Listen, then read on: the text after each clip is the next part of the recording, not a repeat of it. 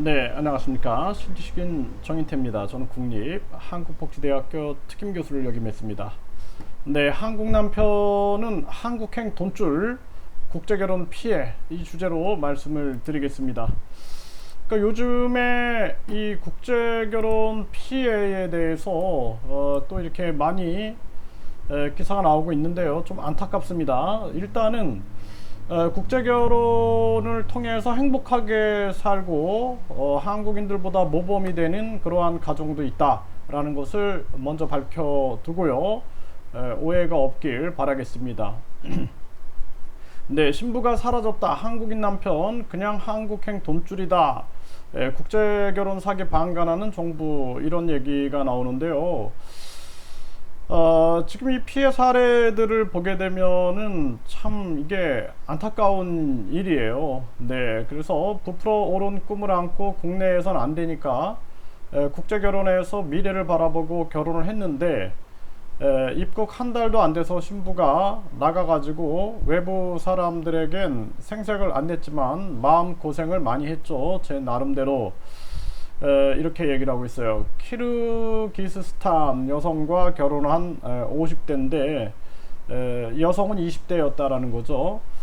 그러면은 이제 그 이 키르기스스탄에 사람들이 한국에 이미 네트워크가 돼 있어요.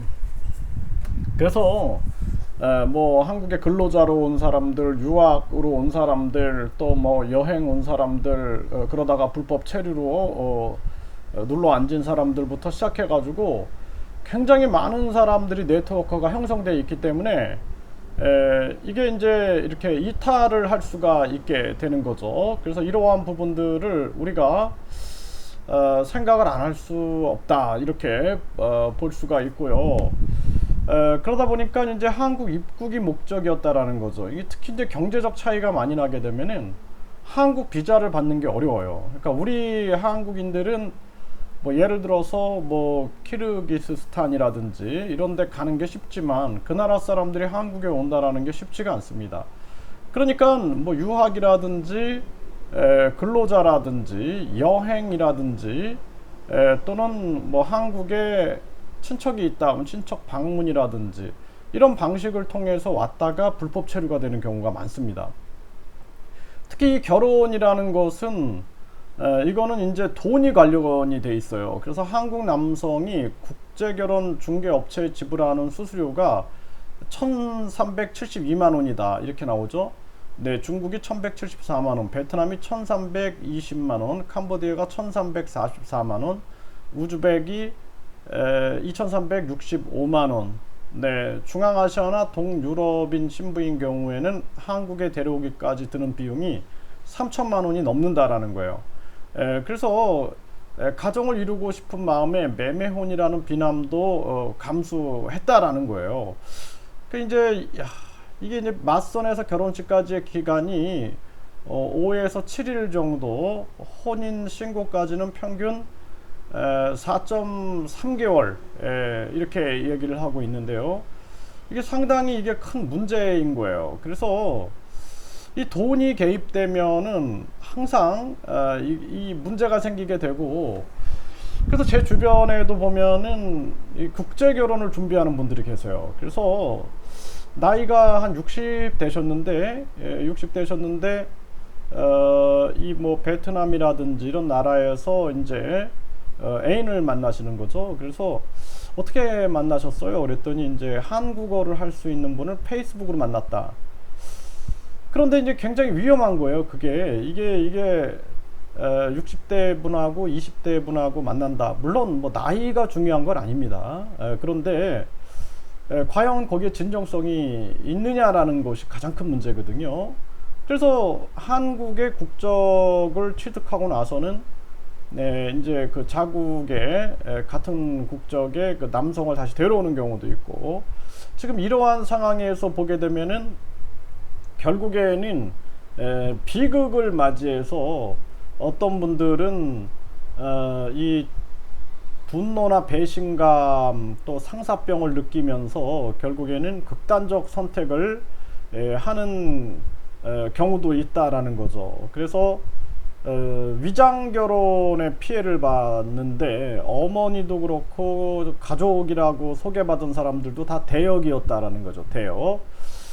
이게 굉장히 큰 문제다 이렇게 생각을 안 할 수가 없습니다. 네, 그래서 이게 아주 심각한 문제고, 그래서 제가 이제 항상 그 얘기하는 게 그런 거거든요.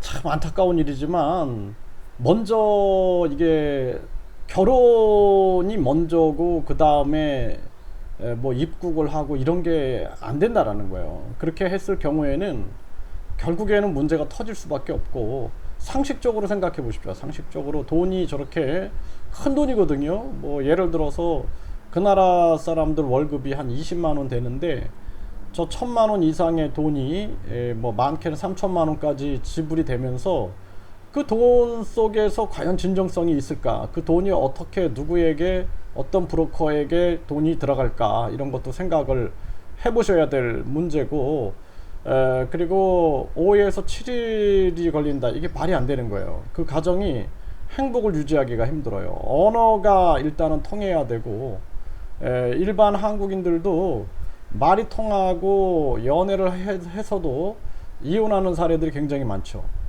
그런데 이 국제결혼이라는 것은 결국에는 진짜 돈줄이 돼가지고 상처만 받는 그러한 상황이 될 수도 있다라는 것입니다.